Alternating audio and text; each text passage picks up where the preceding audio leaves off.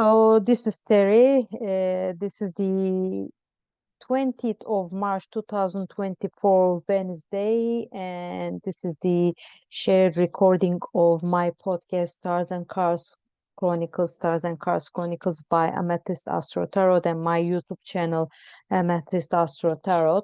Welcome, everyone. As you may know, today the sun moved into the sign of Aries, like the spring equinox, marking the spring equinox and the start of the new astrological year. So at the moment, still the sun is in the 0 degrees and the of Aries, and it's like that transition from the winter to spring and all the awakening of the nature. We are already seeing the blossoms around and the buds, and also the bees are already busy picking up their nectars from the flowers. So today, what do I want to talk about? I would like to talk about the first decan of Aries, but just to explain what is a decan. I mean, this is a system that has been being used. I mean, it is being used since the ancient Egypt times, and that actually they were seen first in the tombs. And in this system, I mean that as you may know, I mean in the zodiacal wheel, I mean that we have these 12 signs, and each sign is made up from 30 degrees, and according to the decan system, each one third, which is the 10 degrees of a sign, is a decan. It comes from also the origins of the words come from, the deca and everything. So we are talking about each 10 degrees of a sign is a decan, and in addition to their traditional rulers, these signs, the decans have another ruler as well. And actually there are a few systems to explain that. Today I think I would be since I would be talking about tarot, and that is more following the Chaldean system, which is a descending order. I think I will be limiting myself to talk about this only. The Chaldean order goes how it only considers the traditional planets and the luminaries, and then there would be the descending order from the slowest moving to the fastest one. So in this regard, it starts with Saturn and it goes down to Moon. And in the case of first decan of Aries, as Aries is traditionally ruled by Mars, also first decan is ruled by Mars as well. So, and the thing is that, I mean, since it's the start, what can we think about it? I mean, it's like, when any planet goes into a new sign, there is like, that there is this period of getting used to that. Maybe we can call it like a limbo. It's the new place, etc. You just, I mean, went through all that 30 degrees in another sign, and you were used to that, and then everything, and then all of a sudden up a new sign. It's like you have to get used to your environment. So in that sense, we can think that like the first degrees of any sign, there is kind of this first of all not being used to, that is being more like a freshness and everything. And so we have to also consider that there's a feeling of this not completely. It's like being pure. I mean, it's not like that getting used to you know your environment and everything. It's like a kind of a feeling of full. So, and the related tarot card, which I will be sharing now, with this first decan of Aries is the Two of Wands, as we can see from the Rider-Waite-Smith deck. This is from centennial deck. We can see the important thing to pay attention here is that there is the number two, and number two can be about sometimes like about a level of duality, and also there is this kind of, in a way, polarization that we can think of as well. I mean, that this way or that way, where is it, and everything. I mean, like it's like even if we are seeing this person, I mean, can be someone noble or someone like that, and then he has this one behind, and then holding on to the another wand and everything. So there is this feeling of what to do. I mean, no, what is where to go.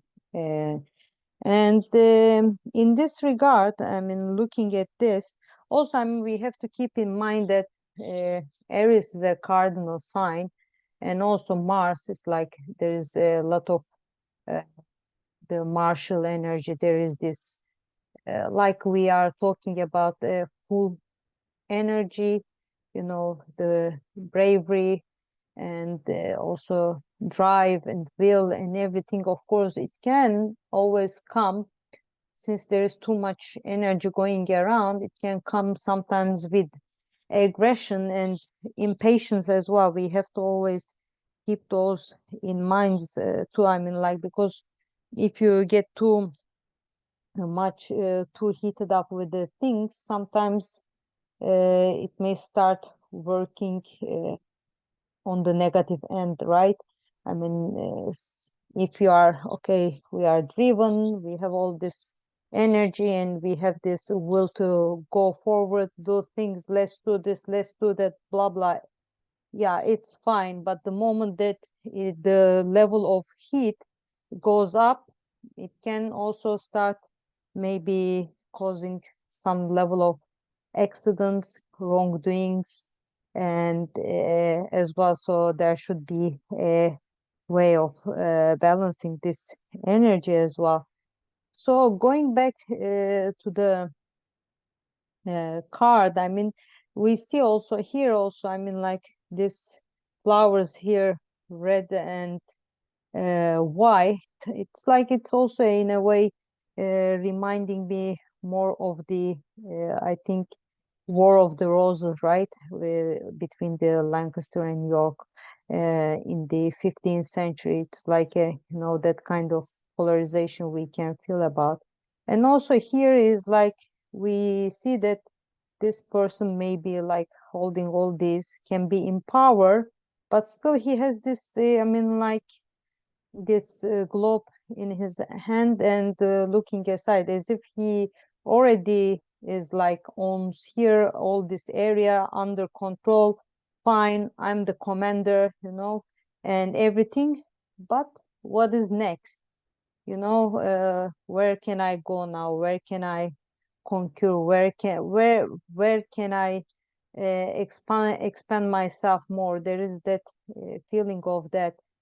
So, I mean, it's like, in a way, of course, there is a possibility to move forward and to get more things in our area, and it's like in our surroundings, etc. But there is, as I said, always the risk when you get too much heated up and maybe lose. I mean, so at the end of the day, there is this really sense of duality there. It's like, in a way, I mean, like um, that I think there is a need for using the energy in this card really well, or Mars in Aries in a really good way and the best and most efficient way possibly, if it exists. I mean, like, it's like we shouldn't be maybe in some cases blinded by our will of conquering and getting more, and then and I think there should be really a way to balance that energy and use it in our favor instead of contrary to us. So I think that that will be all I would be talking about the decans. But before I finish, there is a very interesting. By the way, this is called uh, Lord of Dominion as well, and it comes from the, I think, dominating. And one interesting thing that I will tell about that, I have these very interesting books that talk about the Dwads. What is a Dwad, if you ask me? As the signs are divided into, as I said, three decans, each 10 degrees, they also, there is a possibility to divide each decan into four parts. I mean, like, we are talking about the 2.5 degrees of each decan, and these are called uh, Dwads, and they can also give us extra information um, about the sign. For example, I have this book, Decanates, A Full View by Bernice Prill Grabner in my hand, and I will quote from there. It's the published by the Aries Press Limited in the United States.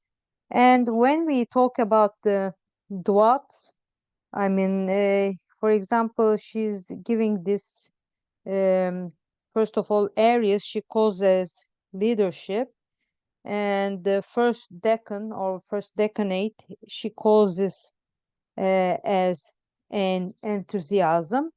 And when we get into Dwads, which you start from the actually the sign itself in every sign. So this will start from Aries, and in the first Dwad, first quarter of the first decanate, it's saying Aries, fire element, and it's an enthusiastic energy. Yeah, there is a real enthusiastic energy about uh, this uh, first 2.5 degrees of the um, areas which we are at the moment going through that.